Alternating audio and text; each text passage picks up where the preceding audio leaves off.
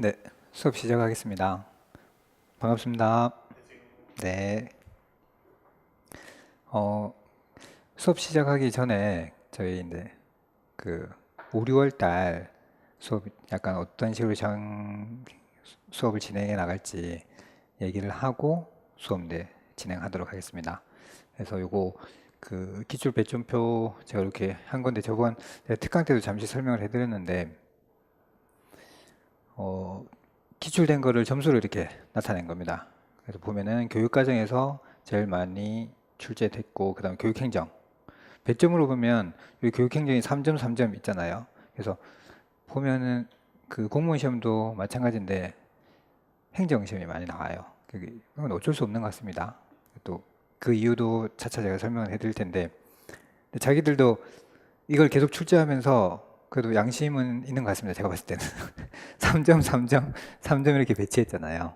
그래서 이게 계속 출제는 하지만 점수는 3점 이렇게 앞으로도 이렇게 조금 가시지 않을까. 아니면 저는 이게 2점이 될 수도 있겠죠. 2점 되고 여기서 조금 나올 수도 있고 이게 앞으로는 4점 가기는 조금 힘들지 않을까. 추세도. 그래서 뭐 2점 또는 3점 이렇게 하시고 네, 제일 중요한 건 교육 과정. 네, 제가 봐도 교육과정에서는 교육과정이 주가 되어야 되는 것 같습니다. 그래서 제가 5, 6월 수업의 첫 주, 2주는 교육과정 할 건데 그것도 뒤에 가서 좀 설명을 할게요. 어, 그리고 보시면은 계속 여기 보면은 거의 교수학습이 출제됐어요. 한 번 이렇게 쉬고 출제되고 이거 한 번 쉬고 이렇게 출제되는데 그래서 저는 2020년에는 교수학습이 꼭 나오지 않겠나. 작년에 교육평가가 좀 문제 자체만 보면 그렇게 어렵게 출제한 건 아닌데 이 개념 자체가 선생님들한테 워낙 낯설고 힘든 부분이 있어가지고 선생님들 어렵게 생각하신 것 같거든요.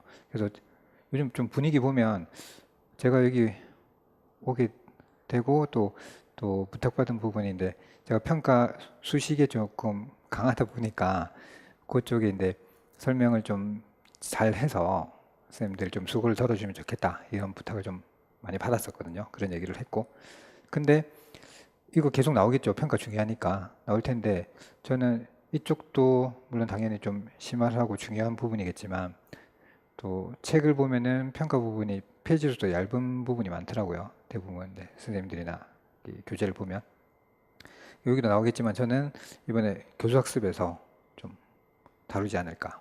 왜냐면 교수님들도 생각해 보시건데 네, 얘네들 이제 교육평가 열심히 할 거야. 네, 당연히 교육평가 출제할 거고 그러면은 교수학습 저는 교수학습에도 선생님들이 빈틈이 많이 있다고 보거든요. 제가 교수 설계라든지 이런 거 정확하게 물어보면은 정확하게 대답하는 사람이 별로 없는 것 같아요. 그냥 어, 기본적인 것만 암기하고 있고 예, 교수 설계의 원리라든지 방법 이런 거 뭐 객관주의하고 구성주의가 있으면 대표적으로 뭐 디겐켈 모형이 있고 조나생 구성주의가 있으면 이 설계 모형에 대해서 내가 수업을 어떻게 진행할 것인가 이런 부분에 대해서 좀 제가 물어보면은 어, 그냥 뭐 모델링 코칭 뭐 요 정도 이런 것만 대답하고 설계 모형에 대해서는 좀 깊이가 없더라고요. 객관주의에서도 뭐 여러 가지 교수 설계 모형, 디겐켈 모형에서도 마찬가지인 것 같고. 그래서 저는 어, 교육 과정은 당연히 중요하고 교수 학습을 조금 비중 있게 다룰 생각이에요. 네. 그리고 이거 보시면 전에도 제가 전 특강에서 말씀드렸는데 비중으로 나타낸 겁니다. 이렇게. 그래서 가장 큰 게 교육 과정. 교육 과정 비중이 저는 제일 높습니다.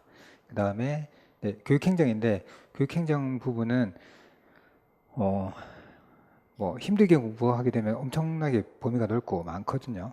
근데 우리가 그렇게까지는 할 필요 없을 것 같고 교육에 관련된 거, 특히 학생에 관련된 부분만 이렇게 중심적으로 하면 될 것 같아요. 그리고 교육평가, 교수학습 저는 이번에 요 두 가지를 좀 중점적으로 다룰 생각입니다. 그래서 5월 달에는 요거 중심으로 다루고 6월 달에는 요렇게.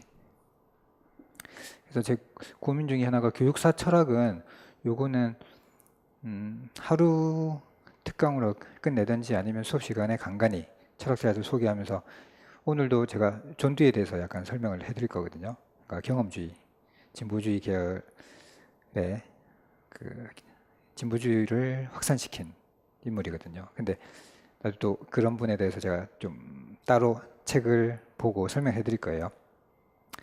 그렇게 진행을 좀 했으면 합니다. 그리고 나중에 기출문제에서 키워드 중심으로 한번 정리를 싹 하고 그 정도만 하면은 교사 철학은 되지 않을까. 네, 많이 다루는 것보다는. 그리고 교수 심리, 요 교수 학습과 과정 교수 학습 끝나면 바로 교수 교육 심리를 할 건데 교수 학습하고 심리하고 많이 연관되어 있거든요. 그래서 따로 공부하는 것보다는 같이 보는 것도 중요합니다. 그리고 비중이 이렇게 요 네 파트에서 이렇게 비중 차지해요. 그래서 이거를 중심적으로 공부하시는 게 1차적으로는 좋을 것 같습니다. 그리고 이제 5월 계획인데 여기서 교육과정 교수학습 1, 2주 5월 달에 이렇게 할 건데 제가 여기 1, 2주 동안 할 건데 총론을 여기 포함시켰는데 이 앞에서 하는 것보다는 요 뒤에 8주차 때 하는 게 좀 낫겠다 싶어요. 왜냐면은 총론의 평가, 뭐 심리 이런 것들이 다 들어가 있거든요. 교수학 철학도 조금씩 들어가 있고. 그래서 다 하고 총론으로 우리가 복습하는 게 좋을 것 같습니다. 마지막 주를. 그래서 총론에 있는 용어들을 제가 여기 있는 것들을 다 가져와서 개념 설명을 다시 정리해 드릴 거예요. 네. 그래서 순서는 교육 과정, 교수 학습, 그다음에 교육 심리, 그다음에 교육 행정, 그다음에 교육사 철학, 그다음에 요 상담 부분은 지금 전문 상담 선생님 계시잖아요. 그래서 그분 만약 이쪽에 출제하면 그분들이 엄청 잘하실 거거든요. 그래서 이 부분은 제가 여기서도 기출 키워드 중심으로만 정리를 하고 여기서도 기본에서는 깊이 있게 안 다룰 생각입니다. 그리고 이제 교육과정 요 정리한 표거든요. 그리고 글이 보이시면 요거 보면 되는데 만약 잘 안 보이시면은 프린트 참고하시면서 보면 됩니다. 그래서 오늘 5월 6일 첫 강은 교육과정의 이해 중에서도 교육과정의 정의, 개념과 역사 그리고 종류 이렇게 볼 거고요. 내일은 교육과정의 유형, 관점들 그리고 월요일은 다음 주 월요일은 개발 모형 이렇게 볼 겁니다. 그래서 오늘 요거 개략적으로 좀 설명을 해드리면 오늘 할 거는 교육과정의 정의 개념 여기 전통주의와 재개념 이렇게 크게 둘로 나뉘거든요. 그래서 요거 보시면은 전통주의 하면은 뭐 타일러 타바, 스펜서 보빗 이런 분들 있잖아요. 예전에 그런 분들이고 재개념의 파이너는 저는 교육과정에서 오늘의 핵심은 요 파이너하고 연교육과정인 것 같습니다. 여기 출제될 가능성이 높고 또 파이너 하면은 선생님들 중요한 게 쿠레르예요. 그 선생님도 쿠레르에 대해서 한번 질문하신 적이 있는데 오늘 쿠레르에 대해서 확실하게 하고 가셔야 됩니다. 그리고 쿠레르 같은 경우는 제가 수업 시간에도 같이 해볼 겁니다. 저도 쿠레르의 관점에서 저의 쿠레르 방법 4단계를 적용해서 저도 같이 해볼 거고 선생님도 저랑 같이 해보면서 하셔야 돼요. 저는 이 교육학 수업이 그냥 암기로 끝나는 게 아니라 선생님께 돼야 돼요. 내한테 필요가 있어야죠. 제가 교육학 공부를 하는 이유가 저한테 너무나 좋기 때문에 하는 거예요. 예. 뭐 제가 선생님들한테 설명하는 거는 또 제가 교직 이런 계통을 좋아하기 때문에 하는 거지만 제가 교육하기 좋은 거는 제 삶이 조금씩 나아지고 있어요. 교육학 공부하다 보면. 네, 전 공부는 그래야 된다고 생각해요. 네. 체육도 그렇잖아요. 자기 몸이 점점 좋아지잖아요. 그래서 저 고등학교 때 그 우리 체육쌤이 엄청 꼬셨거든요. 체육생활하고. 체육교육 가자. 제가 체육도 좋아하고 근데 성적도 조금 어느 정도 되니까 상당히 유리하잖아요. 보통 이게 하여튼 그래서 제가 뭐 저에 관한 이 자랑 이런 건 잘 못해가지고 그래서 이 두 개 잘 되는 게 좀 드문 아이들이 있었는데 제가 좀 좋아하다 보니까 많이 꼬셨거든요. 근데 그 저희 고등학교 선생님이 별명이 아나공이었어요. 그래서 최근에 그 제 교육 특강 하면서 그 체육 교과 교재 연구 책을 봤거든요. 거기 아나공이 있던데요. 이론에. 그래서 이거 언제 생긴 거지? 저 나중에 한번 물어볼게요. 이 아나공 이론이 언제 생기는지. 우리 체육 선생님 별명이 아나공이었어요. 아나공이 뭐였냐면 공만 던져주고 가는 거예요. 아나공 이렇게. 이거 사투리 아니에요, 근데 이거 맞죠? 그래서 우리 때 이 선생님이 아나공 이렇게 하셨어요. 그리고 뭐 우리 공차고 놀고 선생님은 안에 들어가서 쉬고. 그래서 어떻게 사람이 저렇게 아무것도 우리한테 안 가르쳐주고 저렇게 살 수 있을까? 자기가 뭔가 공부를 하면서 교사로서는 책임감을 가지고 학생들의 모범이 되면서 이렇게 바람직한 모델을 제시해줘야 되는데 맨날 공부만 던져주고 자기는 노는 거예요. 그래서 난 체육쌤 안 해야지. 그 쌤이 아무리 나를 설득해도 별로 이게 금이 안 땡기는 거예요. 근데 네, 사범대 들어와서 공부하면서 내가 왜 제대 안 갔을까? 이게 고민한 적 많습니다. 그래서 네, 그랬던 적이 있지만 그래도 네, 그런 부분에서 쿠렐의 관점에서 볼 수 있는 거예요. 그 과거를 회상하는 거거든요. 그런 것도 제가 나중에 쿠렐을 설명해 드릴 겁니다. 쿠렐을 할 때 선생님들 그건 또 그때 가서 설명드릴게요. 그래서 파이나도 2번 출제된 적이 있습니다. 여기 파이나에 대해서. 근데 지금 추세가 재개념 추세예요. 지금 전통주의 관점에서 우리나라도 어떻게 보면 이용우 교수님, 서울대 교수님 계셨는데 퇴직하셨거든요. 재작년인가? 퇴임하셨고, 이 전통주의 관점에서 그동안 유학 갔다 오시고 공부하신 분이 많이 퇴임하셨어요. 지금은 제가 이 교육과정 책 교재 연구하다 보면 저는 계속 교수님 책을 계속 보고 있잖아요. 보면 많은 분들이 파이너 얘기 많이 하고 재개념화주의를 많이 얘기를 하세요. 그래서 저는 이 부분이 나올 가능성이 좀 높다. 네. 그리고 덩달아 연교육과정, 잠재적 교육과정 나왔으니까 2분에 출제했고, 그래서 선생님 공부하실 때 요 재개념 파이너, 특히 쿠레력의 관점에서 요거 보시고, 그다음에 연교육과정, 요거 보이는 정도에 따라 공식적인 또 잠재적 연교육과정 이렇게 했으니까 요거 2개 오늘 좀 확실히 하고 갈 거거든요. 그리고 내일도 수업할 거는 우리나라 교육과정이 기본은 교과 중심 교육과정입니다.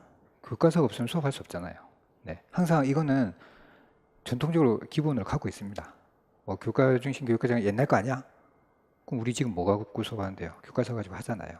네, 그렇기 때문에 기본적으로 바탕을 둬야 돼요. 교과 중심 교육과정 이거는. 그래서 요거 가장 출제 많이 됐잖아요. 이게 중요하다. 이런 관점이라기보다 우리가 항상 밑바탕에 깔고 있어야 되니까.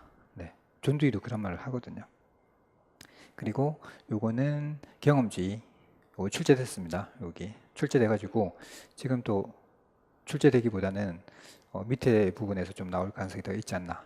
굳이 경험주의는 또 나오기는 좀 힘들지 않을까 그렇게 생각하고, 경험주의에 파생돼서 나온 게 생활적응 교육과정, 중액교육과정이 있거든요.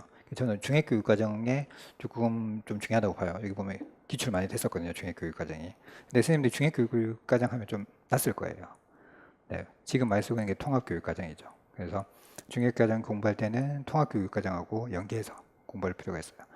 저는 중액교육과정 되게 마음에 들어 합니다. 요거. 그래서 요거 공부해 보시고 같이 공부하고, 그 다음에 근데 여기 진보주의자들이 여기 거의 엄청난 이슈를 터뜨리거든요, 이때. 그래서 그런데 이제 전통주의자들이 이거 좀 대항을 해야 되잖아요. 그래서 나온 게 본질주의자들이거든요. 본질주의자들이 좀 본질적으로 수업해야 된다 이런 식으로 말하면서 좀 힘이 약했어요. 그래서 야, 너 너무 약한 거 아니야? 약하면 또 구구 세력들이 나옵니다. 그분들이 약간 항준주의라고 생각하면 돼요. 근데 항준주의 출제된 적 없어요. 본질주의도 한 번 딱 출제됐어요. 본질주의 의미가 뭔지 그것만 파악하시면 될 것 같고, 여기서 논술을 향해서 나오기는 힘들지 않을까 생각하고요. 그 다음 학문도 계속 출제됐었죠. 출제됐었는데 논술에서 출제됐고, 네, 그래서 이 학문 중심은 브루너 관점에서 공부하시는 게 좋습니다. 네, 발견학습 그것도 출제된 적이 있으니까. 그리고 제가 개인적으로 좀 많이 좋아하는 분이거든요, 브루너는. 수업하실 때 참고하시면 좋을 것 같습니다. 지식의 구조라든지 이거는 그렇게 살펴볼 거고, 그 다음에 인간 중심 교육과정. 여기서 근데 학문 중심에서 너무 학업 성취 위주로 많이 갔었잖아요. 그러다 보니까 항상 선생님들 잠재적 교육과정이 왜 자꾸 나오냐면 결과 중심적으로 우리가 공부를 하니까 결과만 보고 가잖아요. 과정을 안 보고. 우리 인간을 볼 때 결과 너 몇 등 했어. 그래서 너 대학 어디 갔는데. 이런 사고 중심으로 가면 인간의 본연의 이런 그 본성들이 상실되거든요. 이건 어쩔 수 없어요. 그래서 인간 중심으로 가자. 다시 이게 부활한 거죠. 그리고 인간 중심으로 가다 보니까 아니야. 전통, 주지주의, 지식도 중요하지. 계속 이런 패턴입니다. 전통, 진보, 전통, 진보, 전통 이렇게 왔다 갔다 합니다. 지금은 뭐 어떠냐 이러면은 지금은 약간 혼재되어 있지만 구성주의가 강한 입장이에요. 그래서 우리 임용 기출도 구성주의 최근에 구성주의 패러다임을 많이 출제됐었잖아요. 근데 작년은 약간 객관주의 패러다임에 가깝죠. 그래서 제 생각에는 올해도 약간 객관주의 입장에서 출제할 가능성이 있지 않나 하고 또 그러면 이게 좀 가다 보면 그 다음에는 또 구성주의 입장에서 출제하실 거고 이렇게 왔다 갔다 하실 거예요. 그래서 이게 정답이라는 건 없거든요. 절대. 조나선도 그렇게 얘기합니다. 객관주의 너희들 길이 있다. 우리 길이 있고 너희는 너희 길을 가고 우리는 우리 길을 가자. 이렇게 말씀하세요. 예. 그리고 저는 조나선 그분의 참 그분도 저는 참 좋아하는데 그분의 그 구성주의의 관점에서 일성 첫 번째 중요하게 생각하신 건 저는 그거라고 생각합니다. 생각하는 거. 학습자가 생각하게 만들어라. 제가 수업을 이렇게 하고 있는데 선생님들이 생각하셔야 돼 계속. 저랑 계속 고민하고 생각하면서 내가 이걸 교육학을 왜 공부하고 있지? 당연히 시험 치기 위해서 하지만 시험적인 것도 있지만 그 과정 속에서 내가 이 공부를 왜 해 나가는지 계속 고민하셔야 될 것 같아요. 조나선도 그런 걸 강조했고 그래서 그런 관점이 구성주의잖아요. 이렇게 있고 그 다음에 개발 모형에서는 타일러는 아무리 타일러도 중요합니다. 네, 타일러는 그리고 요거 선정과 조직 요거 출제 많이 됐었거든요. 여기 타일러 제일 많이 출제됐잖아요. 그래서 타일러 많이 출제됐기 또 안 나올 거다 이렇게 하면 또 뒤통수 맞습니다. 우리 작년에 또 나왔었잖아요. 언제든지 또 나올 수 있으니까 봐둬야 되고 제가 중요하게 생각한 건 노란색 교사 입장에서 타바 학교 측면에서 보면 스킬백 그 다음에 수기모의 워커는 나왔잖아요. 그 다양성 측면에서 아이즈너. 그래서 요 세 개를 보고 있는데 굳이 우선순위를 백워드도 나왔었죠. 지금 우리나라 교육과정 백워드니까 이해중심 교육과정이고. 그래서 위긴즈 맥타이 책 보면은 백워드 설계 모형이라고 이렇게 책 표제를 안 써요. UBD, Understanding by Design 해서 이해중심 교육과정이라고 해요. 아이들한테 무엇을 이해시킬 것인가. 그게 핵심이거든요. 그래서 이것도 설계 모형이 있어요. 역행 설계 모형. 그것도 같이 볼 겁니다. 그래서 제가 봤을 때는 요 세 개가 좀 중요하지 않나. 그래서 요 세 개 중심을 좀 볼 겁니다. 딴 것도 볼 건데 굳이 우선순위 따지자면 저는 요거 스킬백.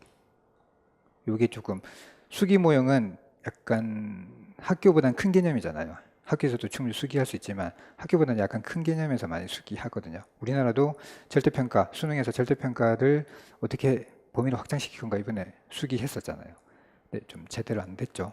그래서 그 현 정부나 교육하신 분들 대다수가 이제 절대평가로 가야 된다고는 하지만 여론이 이 상대평가 생각을 많이 갖고 계시니까 그래서 선생님들이 가서 많이 노력해 주셔야 돼요. 절대평가가 좋다는 걸 보여주시고 이거는 국민들 조금씩 우리가 설득해 나가야 된다고 생각하거든요. 긴 관점에서. 그러니까 뭐든지 하루아침에 된다고 해서 좋은 것도 없고 바람직하다고 저는 보지 않거든요. 우리는 길게 봐야죠. 묵묵히 우리의 길을 가야 된다고 생각해요. 그런 모습 보면서 이분들이 또 우리를 보고 저런 사람이 또 진정한 교육자다 이렇게 느껴지면은 또 바뀌시거든요. 우리가 아무리 야 이거 바꿔야 돼 이렇게 하는 것보다 우리가 올바른 길을 가는 게 좋습니다. 일단 그런 관점으로. 그래서 설득하는 것도 좋지만 내가 모범을 보이는 거 그런 게 좀 중요하다 보거든요. 그래서 요거 나왔고 그다음에 국가적인 측면에 좀 큰 범위에서 다뤘으니까 근데 학교 나올 거고 그 다음 출제한다면 저는 요거 나올 수 있고 요거나 요거 그래서 올해는 여기가 조금 높을 것 같고 그 다음은 요거 두 개 이렇게 좀 다루지 않을까. 근데 교육과정에서 연교육과정이 중요하기 때문에 요거 같이 또 병행해서 다룰 거거든요. 그리고 마지막은 총론. 요거 다시 한번 다 복습할 겁니다. 총론에서 어떻게 이것들이 녹아 들어가 있는지 우리가 다 살펴볼 겁니다. 그래서 선생님들 저는 그런 연습 총론에서 자꾸 시킬 건데 총론 항상 들고 다니셔야 돼요. 기출문제하고 총론. 그래서 총론 보면서 그 총론이 있고 해설서가 있잖아요. 해설서는 좀 두껍거든요. 총론 보면서도 하고 해설서 부분도 제가 가져와서 설명해 드릴 거예요. 이렇게 해설을 하고 있다. 그러니까 우리의 해석적 관점하고 그 교육부 지침에서 해설적 관점하고 또 비교해 볼 필요가 있습니다. 그리고 되도록이면은 선생님도 용어 쓰실 때 아무 용어나 쓰지 마시고 특히 총론에 있는 용어 많이 갖다 쓰시는 게 좋아요. 논술할 때도. 네. 그런 관점에서 한번 그게 복습해 보겠습니다. 네. 그러면은 그리고 근데 뭐 공부 추천 계획 및 강의 계획인데 5, 6월 달은 저는 이해 측면에서 이 지식을 어떻게 내가 잘 이해하고 넘어갈 건가. 그 기본은 기출 문제입니다. 저는 모든 시험의 핵심은 기출에 있다고 생각하거든요. 이게 요거 보시면 이게 기출된 거잖아요. 기출 문제를 교수님들이 만드시잖아요. 어쨌든 우리나라에서 교육학 하면은 가장 뛰어나다고 하신 분들일 거잖아요. 이거 출제하신 분들이. 그럼 우리나라의 교육학, 저는 이렇게 다른 시각에도 좀 보는 부분이 있거든요. 그렇지만 저는 그렇게 생각하지만 우리나라 교육계를 이끌고 있는 이 교수님들은 이렇게 생각하고 계시는 거예요. 이게 우리나라 교육의 줄입니다. 그리고 우리나라 교육학의 저는 어떻게 보면 이게 핵심이라고 보거든요. 그럼 이걸 잘 이해하고 있어야 되겠죠. 그래서 기출, 우리가 교사라면은 우리나라 교육을 어떻게 생각하고 있는지, 전체 패러다임이 어떻게 되는지 잘 이해해야 된다는 측면에서도 기출이 중요하다고 봐요. 그래서 이 기출을 가지고 이론을 끄집어낼 거고. 네. 그래서 제가 지금 교재가 없는데 이 교재를 만들 생각하고 있죠, 당연히. 그래서 제가 요거 오늘도 페이지 수 보니까 한 11페이지 정도 되더라고요. 이것저것 빼면 개념은 한 10페이지 정도 되는데 오늘 다룰 내용이. 이게 요 전체적인 교육학을 보면은 제 페이지 수는 한 200페이지 정도 될 것 같아요. 저는 많은 페이지가 필요 없다고 생각하거든요. 선생님 공부하실 때도 막 1000페이지 이렇게 공부하시는 거는 그거는 좀 바람직하지 않다 보거든요. 핵심만 보고 정확하게만 알고 있으면 된다라고 생각하고 기출문제 제가 분석해 보니까 하루에 10페이지씩 이렇게 하면은 수업이 어떻게 되죠? 한 일주일에 2번? 8주 16주니까 10페이지가 160페이지 정도 되잖아요. 그죠? 거기서 플러스 차감이 될 거니까 저는 이 정도로 예상하고 있어요. 네. 그리고 7, 8월도 마찬가지예요. 이렇게 200페이지. 그 다음은 저는 이렇게 120페이지 정도 줄여나가고 마지막에는 80페이지 정도. 그래서 선생님 시험 치러 가실 때는 이것만 가지고 들어가는 거. 이게 여기 다 다른 개념이 아닙니다. 이거 압축할 거거든요. 그래서 이것만 들고 가서 공부할 수 있도록 저는 그렇게 할 생각입니다. 그리고 여기 핵심 개념은 아까 제가 표 보여드렸지만 아이즈너 연교육과정, 그 다음에 파이나의 쿠레레 이렇게 2개 오늘 아니죠 내일 스터디 할 거거든요. 그럼 요거 개념들 진술해야지 집에 보내드릴 거예요. 여기 완전학습 개념이거든요. 이거 학원에서 다 하잖아요. 네, 참 아이러니한 게 블룸이 완전학습을 얘기했는데 우리나라 학교에서 시행하지 않고 학원에서 시행하고 있어요. 네, 학원에서 완전 학습을 하고 있죠. 이 학습을 완전 마스터하지 않으면 집에 안 보내잖아요. 네, 그러니까 아이들이 당연히 성적이 올라갑니다. 네, 그래서 우리나라 블룸이 완전 학습은 블룸이 오면 깜짝 놀랄 겁니다. 정말 잘 시행하고 있어요. 학원에서.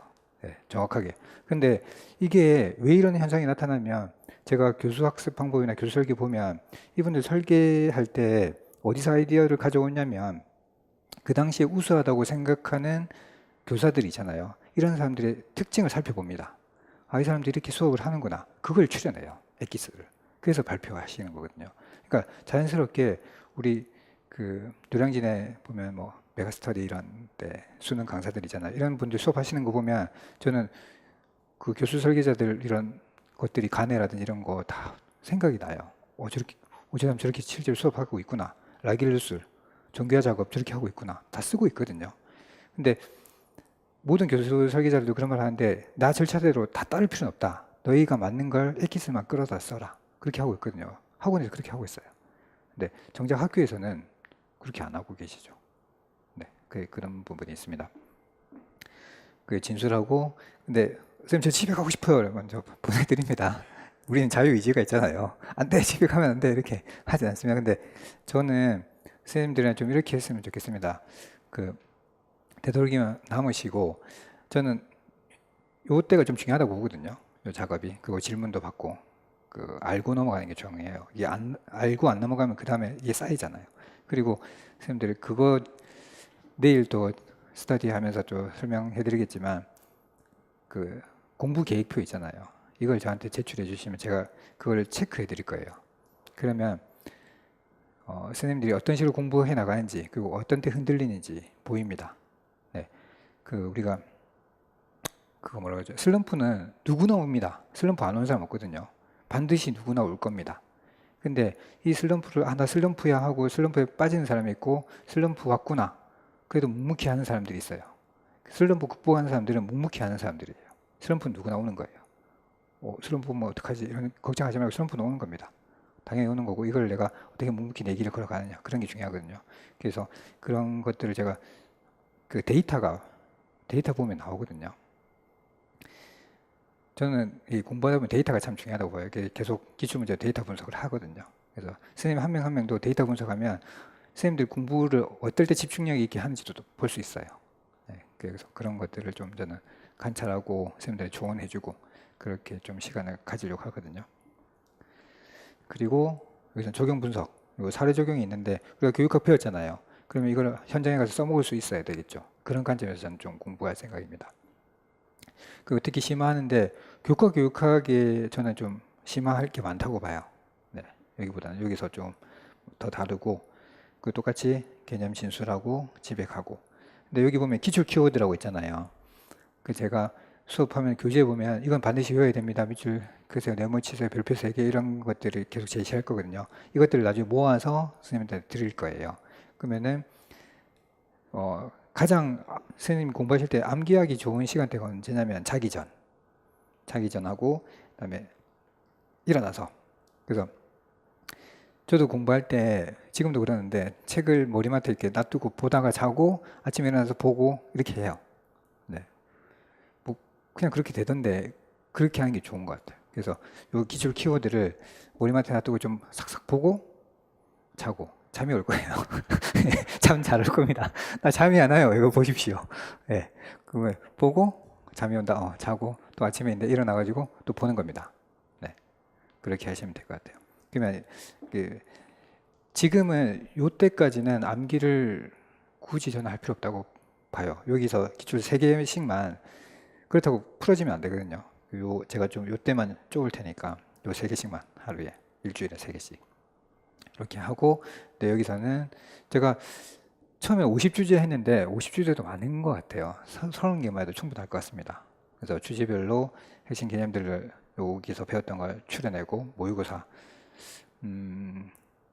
매주 1회 또는 아니면은 10월 달에 9월 초반에는 좀 정리를 하고 그 다음부터 논술 모의고사를 좀 치를까 이렇게 생각하고 있어요. 그 마지막 11월은 다시 여기 있는 주제를 10개씩 나눌 거거든요. 그래서 앞에서 10개 다루고 그리고 11월 달 보면 선생님들 유치원하고 초등에서 먼저 시험이 나옵니다. 그러면 저는 여기도 연관성이 있다고 보거든요. 그래서 요거 보고 다시 요거를 제가 최종적으로 정리를 할 거예요. 요거는 미리 준비할 거지만 요거는 11월 달 보고 정리할 겁니다. 그리고 교수님들 출제하시는 분들 저도 파악을 해볼 거거든요. 그러면 그거에 따라서 요거 좀 변할 수 있어요.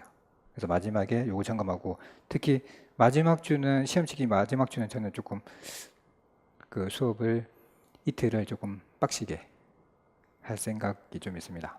네, 그래서 교육학 지금 요거 강의 그냥 듣는 분들 계실 텐데 교육학 전공이 일단 제일 중요해요. 그래서 전공이 제일 중요한데 저는 여기 있는 거는 8점 이상 맞는 거 목표. 무조건 요거 요 마지막 한 주만 들어도 8점 이상 받도록. 근데 제 생각은 15점 이상 맞지 않을까. 저는 자신 있거든요. 이거 100% 나올 거라고. 저는 그렇게 자신합니다. 네. 그리고 공부하시다 보면 선생님도 자신할 수 있을 거예요. 이거 나올 것 같아. 이거 나온다. 나올 수밖에 없지. 왜? 나도 교사고 너희들도 교수인데 중요하다고 생각하는 게 이게 기결되게 돼 있거든요. 네. 그래서 이렇게 정리해 갈 생각입니다. 네. 그러면은 교재 프린트 보도록 하겠습니다. 프린트 보시면은 첫 페이지가 아동과 교육과정의 존두입니다. 제가 존두도 엄청 좋아하거든요. 우리가 논문이라든지 책 인용 횟수 보면 존두이가 거의 압도적입니다. 거의 탑이에요. 1위 거의 1, 2 놓치지 않거든요. 존두이가. 그만큼 존두이가 대단합니다. 제가 좋아하는 이영훈 교수님도 학교 들어갔을 때 내 선배들이 자기가 1학년 입학했을 때 선배들이 가르쳐준 스터디 그룹이 있었대요. 그게 들어가서 하는데 존두주의 민주주의와 교육 이 책 원서를 가지고 공부했다고 하대요. 근데 너무 재미없었답니다. 1학년 때. 뭐야 이게 교육학이 정수라고 하는데 뭐 정수 너무 이상한데 이렇게 생각했는데 20년 뒤에 민주주의와 교육을 다시 보는데 이런 책을 그 당시에 만들어내다니 네, 보는 관점이 달라진 거죠. 그 당시는 뭔가 노하우나 이런 것도 있었을 거라고 생각하는데 그런 게 1학년 때 잘 안 보였던 거죠. 근데 20년 뒤에 다시 보니까 정말 내가 이 책을 제대로 번역할 수 있을까? 그럴 정도로 네, 그런 식으로 말씀하시거든요. 아동과 교육과장 이게 1900년쯤에 출판하세요.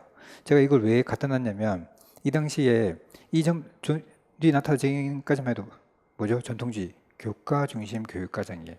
교과서 중심. 야, 교과서가 핵심이야. 교과서대로 공부하면 돼. 나 따라와. 내가 가르쳐 줄게. 내가 나만 따라와. 공부 안 해서 뭐 끌고 가고 이런 식이었죠. 근데 존 데이가 아니다. 교과 중심이 아니라 아동이 중심이 돼야 된다 하면서 이 글을 쓰셨거든요. 그리고 보면 이거의 결론은 야, 아동이 중요하냐? 교과가 중요하냐? 그랬을 때 나는 아동의 판결을 내린다. 판결문을 내세요. 이 글에서. 네, 그래서 그 당시에 많은 그 교사들이 아동이 승리했다 이렇게 하면서 막 그렇게 하시죠. 그래서 이 글이 좀 그 당시의 시대를 반영하는 글인 것 같아가지고 좀 보시면 좋겠다 생각합니다. 이런 식으로 그 당시에 이 사상학자들이 어떻게 이 시대를 해석하고 있었는지 좀 보기 위해서 이렇게 저 매주 이렇게 하나씩 보여드릴게요. 보시면 첫째 단락은 볼 필요 없을 것 같고요. 그러므로에 보면 교사는 학습자를 미성숙한 존재로 보고 모든 것을 계획하고 지시하고 통제하려고 할 것이 아니라 이게 그 당시에 교과 중심 교육자들의 마인드였죠. 그래서 그러면 안 된다. 학습자에게 상당한 자유를 주고 그들의 능력이 마음껏 피어날 수 있도록 적절한 환경을 마련해 주어야 합니다. 그러면 아동들은 보다 바람직한 상태를 향하여 나아가기 위하여 최선의 노력을 다할 것입니다. 아이들로 하여금 그들이 갖고 있는 성장할 수 있는 힘을 이용하여 그들이 도달해야 할 목적지에 이룰 수 있도록 해줍시다. 그리고 지나치게 염려하지 마십시다. 확신하건대 그들이 도달하는 그곳은 지금 우리가 이룩한 세계와 동떨어지고 이상하고 낯선 세계가 아니라 지금 우리가 가지고 있는 과학과 예술과 기술이 일으켜놓은 세계일 것이며 그리고 우리가 앞으로 나아가려고 하는 그런 세계일 것입니다. 구태여 어느 한쪽을 결정해야 한다면 우리는 아동에게 승소 판결을 내립시다. 이렇게 말씀하시거든요. 그래서 저는 요 말도 되게 마음에 들었어요. 지나치게 염려하지 말자. 내가 그렇게 커왔잖아. 내가 바람직하게 커왔잖아. 그럼 우리 아이들도 바람직하게 클 거라는 거죠. 우리 인류가 그렇게 이룩해 왔다는 거죠. 아이를 믿어주고 지지해 준다면 이 아이들이 바람직하게 커 나갈 거라는 거죠. 걱정하지 말라는 겁니다. 이 아이는 잘 클 겁니다. 저도 믿고 있어요. 저도 저는 아이들 보는 게 참 좋거든요. 제 아는 그분의 자녀분이 있는데 얘가 내 꿈이 뭐야 이렇게 물어봤는데 걔가 이런 말 합니다. 택배 아저씨요. 그렇게 하는 거예요. 그래서 왜 택배 아저씨가 되고 싶어? 그랬더니 사람들이 택배 아저씨 오면은 기분 좋아한다는 겁니다. 그래서 사람들이 기쁘게 해주고 싶다는 거예요. 그게 너무 훌륭하다. 그래서 꼭 그런 사람이 됐으면 좋겠다. 그러면 보통 야 택배 아저씨가 뭐야? 그게 직업이야? 이렇게 하는 사람도 있는데 택배 아저씨가 어때서요? 전 좋게 생각하거든요. 기쁨을 주고 있잖아요. 그래서 의미 있는 직업이라고 생각하거든요. 그리고 이 아이가 택배 아저씨가 될까요? 저는 안 될 수도 있다고 생각해요. 이 아이의 마인드가 중요한 거죠. 사람을 기쁘게 해주고 싶다는 겁니다. 그런 측면에서 택배 아저씨가 되고 싶다고 한 거지 택배 아저씨 자체의 어떤 매력을 느낀 건 아니잖아요. 그래서 아이들이 원하고 좋아하는 거 그런 것들을 좀 키워주는 거, 선생님 믿고 지지해주는 거 아이들 많이 힘들어하거든요. 그리고 아이들이 의지력이 약한 부분도 있잖아요. 그 어른들을 따라가게 돼 있어요. 특히 교사를. 그럼 교사의 지지가 엄청난 힘이 됩니다.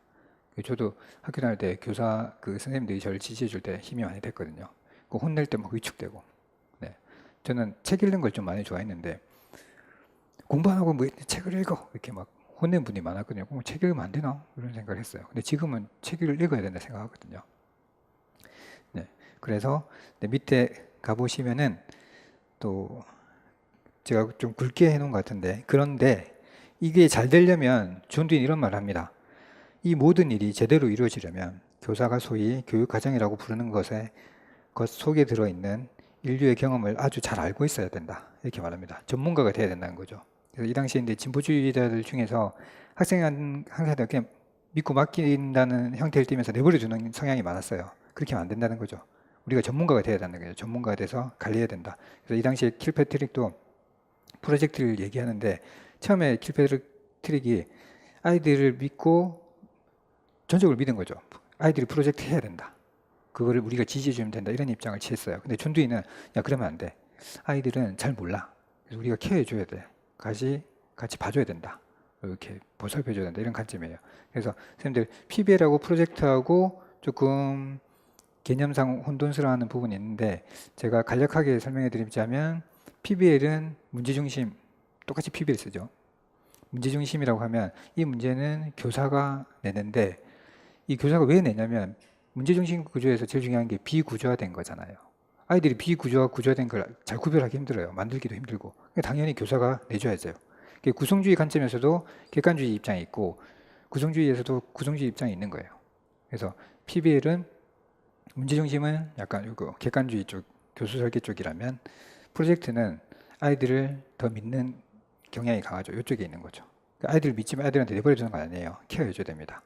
그래서 지금 미국에서는 GPBL이라고 해서 제너럴 프로젝트 이걸 연구하고 그거에 대해서 좀 기준을 잡으려고 해요. 프로젝트의 방향 설정을 하자 우리가. 그래서 그 GPBL이라고 연구하고 있거든요. 우리나라도 이런 거 좀 많이 했으면 좋겠어요. 저도 그런 거 하고 싶습니다. 나중에 쿠레레 할 때 제가 저의 꿈에 대해서도 얘기를 같이 해볼게요. 그래서 이제 하면은 요 밑에 건 제가 정리해 본 건데 이후 미국 교육의 진보 진영에 엄청난 영향을 미칩니다. 그리고 30년 후에 자기가 진보주의에 엄청난 영향을 미치거든요. 그런데 이제 반성을 해요. 존두이도. 그래서 경험과 교육이라는 책을 출판을 합니다.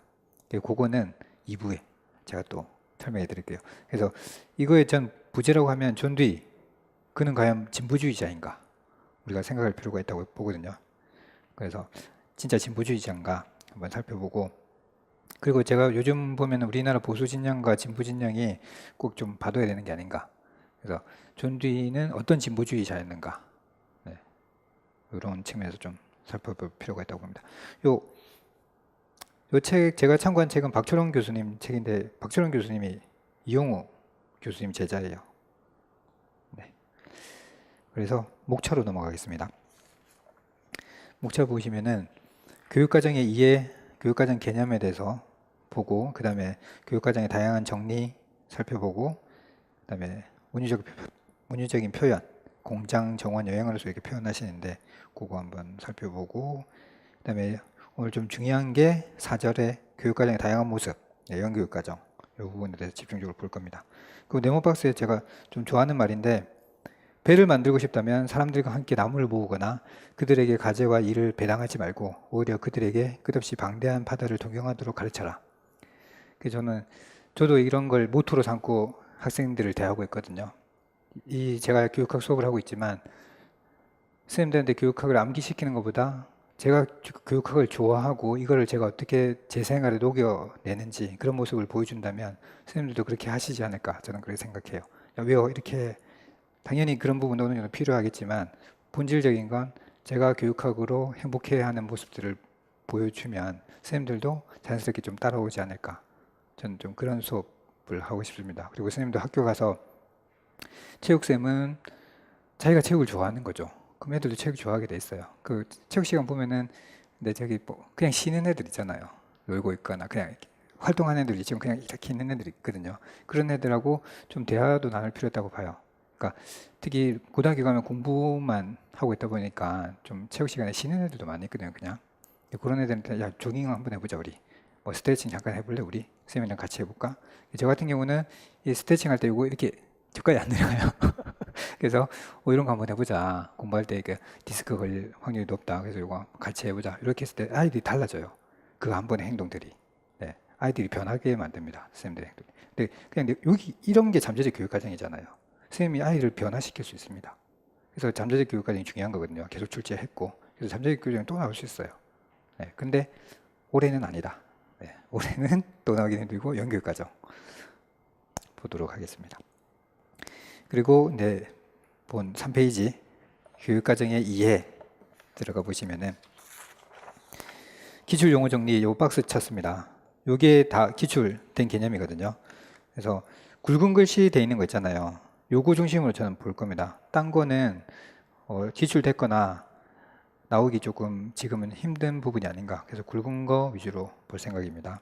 그래서 스펜서, 보비, 타일러, 타바 중요합니다. 타바가 타일러의 제자이고 타일러의 영향을 많이 받았죠. 그리고 존 듀이의 제자이기도 했습니다. 존 듀이 수업을 많이 들었어요, 타바가.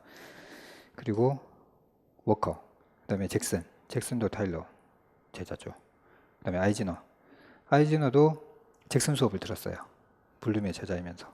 네. 그리고 파이너, 그다음에 커리큘럼과 쿠렐의 교육과정에 대해서 커리큘럼과 쿠렐의 관점에서 우리가 바라볼 수 있어야 됩니다. 그래서 지금의 대세는 쿠렐의 쪽이에요. 그리고 재개념화가 뭔지 아셔야 되고, 그다음에 또 오늘 저는 좀 중요하게 보는 게 쿠렐의 방법 4단계, 그다음에 회귀, 진전, 분석, 종합, 요 4개 단계를 암기하셔야 됩니다. 요거는 요 별표 3개입니다. 요거는 밑줄 긋고 별표 3개. 저 내일 무조건 요 단계를 암기 안 하시면 집에 못 가게 만들 생각을 갖고 이렇게 했습니다. 그리고 우리 선생님이 저번에 저한테 이제 쿠렐의 방법 질문하셨는데, 저는 이 질문하신 선생님이 점점 핵심을 이제 보고 있구나 이런 생각을 하고 있습니다. 저는 개인적으로. 그래서 지금 그런 방향을 공부하시면 정말 좋지 않나 그렇게 생각합니다. 그리고 선생님도 저랑 같이 기출 예상 문제를 결과 중심적인 건 좋지는 않지만 우리가 공부를 했으면 블룸의 마지막 단계가 평가잖아요. 내가 문제를 출제해 보는 겁니다. 그런 관점에서 공부할 필요가 있어요. 저는 학교 다닐 때 농담 삼아 애들한테 그런 말을 했어요. 야, 내 예상 문제 만들어 줄 테니까 밥 사줘. 이런 거 많이 했거든요. 그래서 그냥 해줄 수는 없잖아요. 다 정리해서 애들한테 나눠주고 이렇게 했거든요. 뭐 떡볶이 사줘. 뭐 이렇게 하고 많이 했었어요. 근데 그게 저한테 공부가 많이 돼요. 네, 자기가 정리하고 이렇게 하는 게.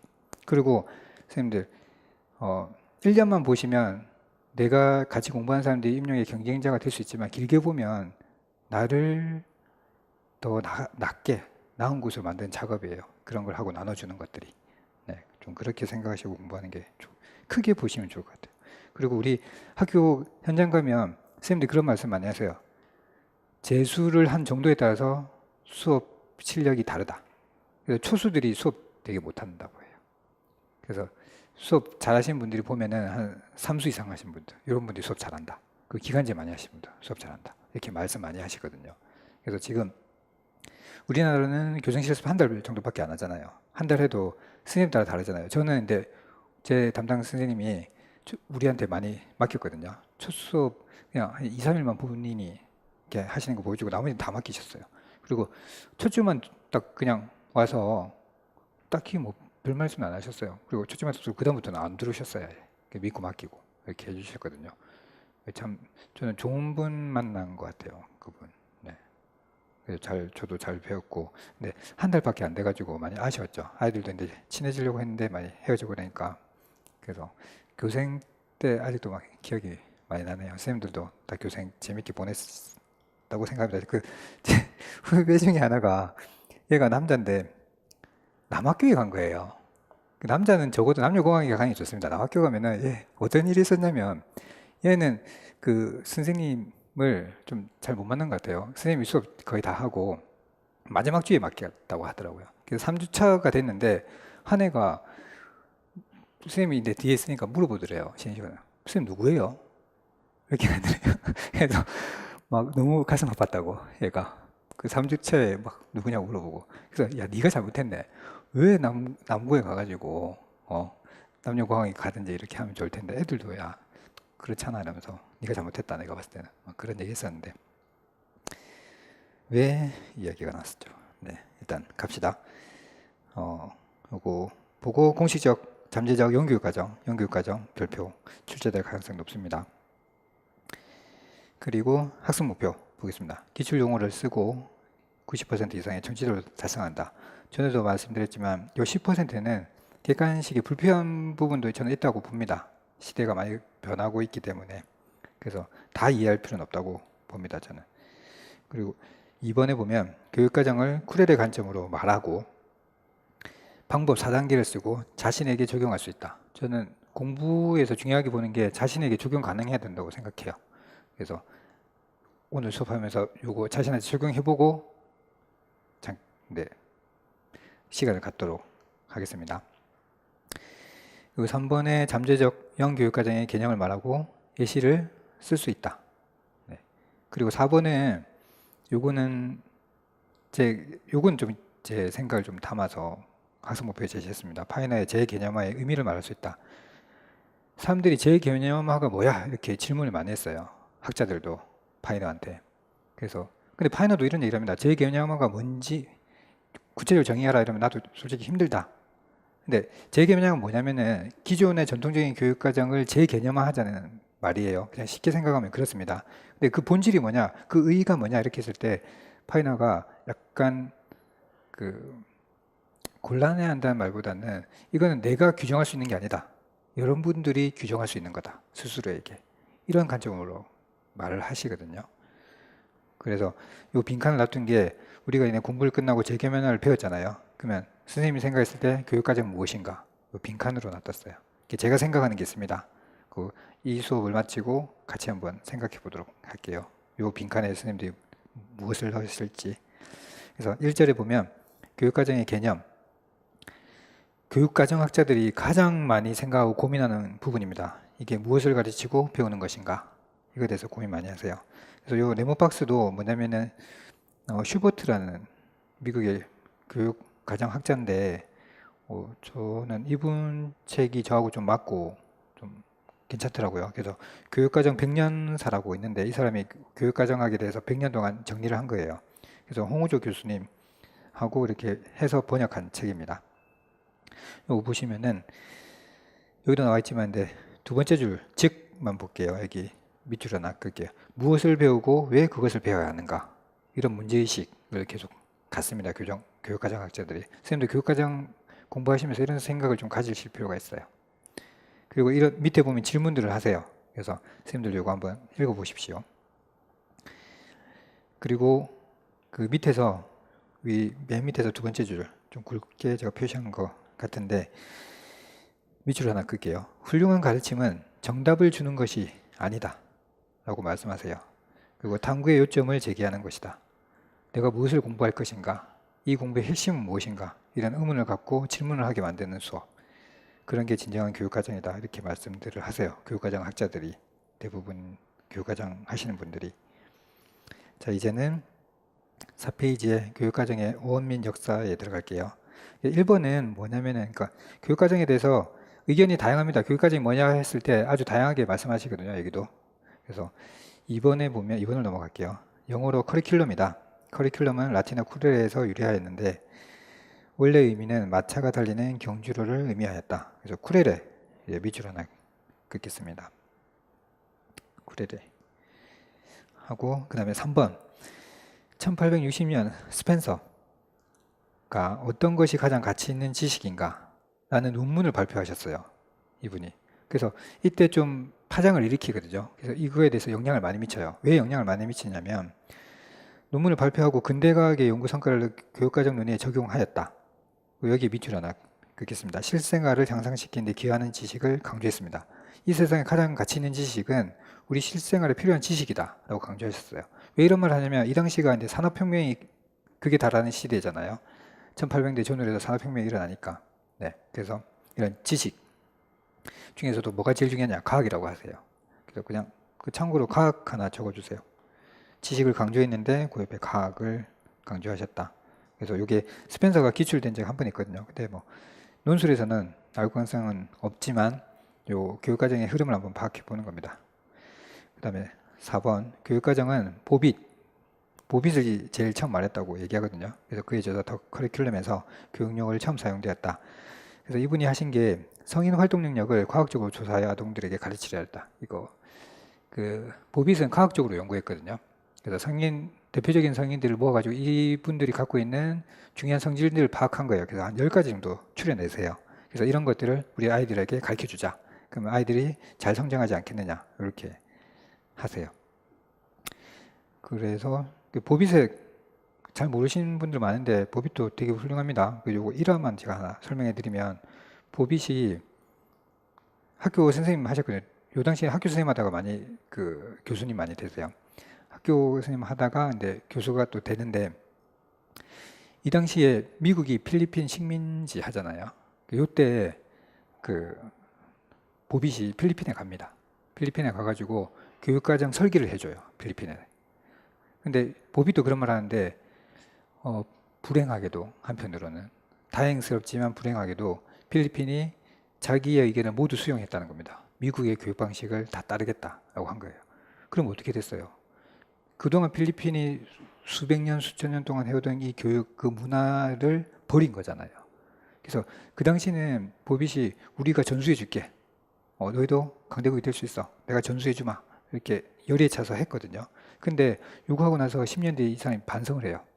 아, 이 지금으로 치면 잠재적 교육과정에서 내가 외면했구나. 그들의 문화, 그들의 환경들이 있는데 그것들을 내가 잘 살펴주지 못했구나. 이런 반성을 하시거든요. 그래서 와서 교육과정이 무엇인가 고민을 하세요. 그러면서 미국에서 최초로 교육과정 수업을 개설을 하세요. 그리고 발표하신 책이 더 커리큘럼이에요. 그래서 교육학자들이 보통 분들이 아닙니다. 다 훌륭하신 분들이에요. 그래서 요거를 완전히 체계화시킨 거. 이때 보빗이 왜 주류가 안 됐냐면 목표가 엄청납니다. 목표 몇백 개를 만들어내거든요. 네. 교수 학습에서 가장 중요한 건 목표야. 목표대로 이렇게 나가야 돼. 근데 보빗이 누구의 영향을 받냐면 그 경영 쪽에 테일러라고 있어요. 우리 교육학엔 테일러가 지대한 영향을 미칩니다. 이분 잠깐 연계돼서 설명을 조금 해드리자면 선생님들 진보주의가 1900 초반에서 이 40년대까지 완전히 붐이 일어나거든요. 중액과정이다, 뭐 생활적응 교육과정이다 확 일어나요. 그리고 타일러가 8년의 연구를 하잖아요. 8년의 연구한 것도 진보주의 교육이 틀린 게 아니다. 이 당시에 타일러 연구할 때 고등학교에 시험 치지 말고 우리가 이렇게 교육과정 진보주의 교육을 해서 그러니까 중액교육과정 해가지고 대학에 보내보겠다. 그래서 시험 치지 말고 보내달라. 이런 협약까지 맺어요. 그래서 얘네들은 시험 안 치고 대학까지 갑니다. 예, 미국이 그런 나라예요. 그렇게 가지고 허용해 주거든요. 그래서 얘네들이 대학 가서 공부를 해요. 그래서 이 중액교육과정을 공부한 학생과 교과 중심 교육과정 공부한 학생들의 비교를 하는 거죠. 이 8년 연구를. 근데 비슷하거나 얘네들이 조금 나았다는 게 나와요. 그리고 나았다는 것 중에서도 이 중액과정의 모델을 그대로 고스란히 담은 학교들 있잖아요. 고등학교. 이 아이들이 학업 성취율이 더 높았다는 거죠. 예. 그런 걸 했는데 왜 진보주의가 이렇게 다시 조금 쇠퇴하게 됐냐면 물론 뭐 우주월해의 그 인공위성 그런 사건들이 크죠.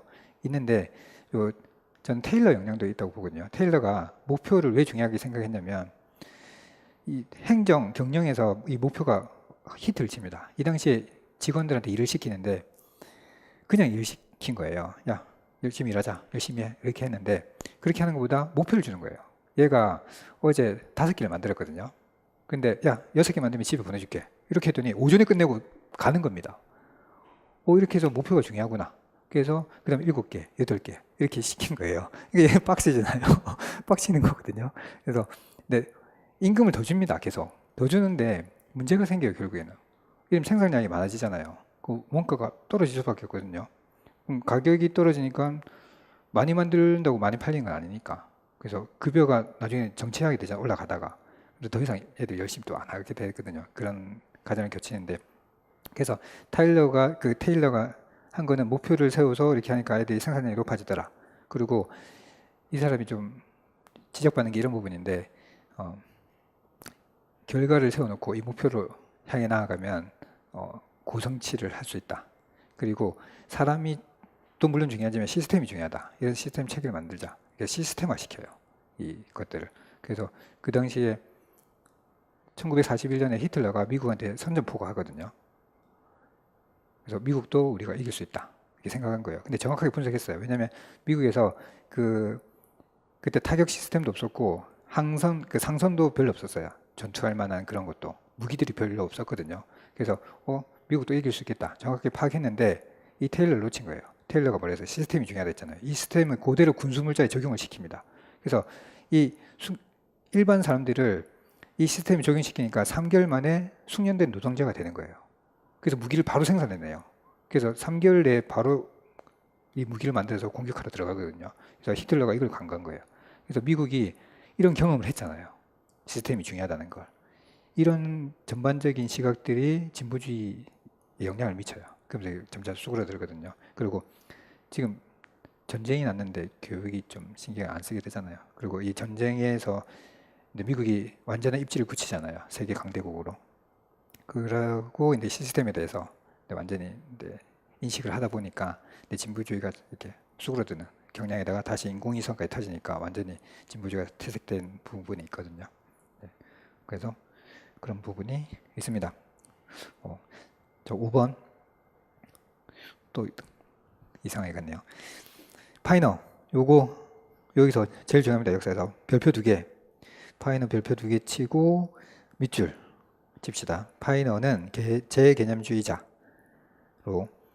여기 제가 각주에 1번 달아놨는데 재개념화가 뭐냐 이렇게 하면은 밑에 이렇게 보시면 돼요. 재개념화를 제일 먼저 말한 사람은 맥도날드입니다. 맥도날드 있는데 저는 요거 이렇게 좀 외웠어요. 맥도날드 요거 패티 때문에 좀 문제 생겼잖아요. 맥도날드 매장. 그래서 저 맥도날드 보면은 맥도날드 파이나 이렇게 파이나 사투리 하세요.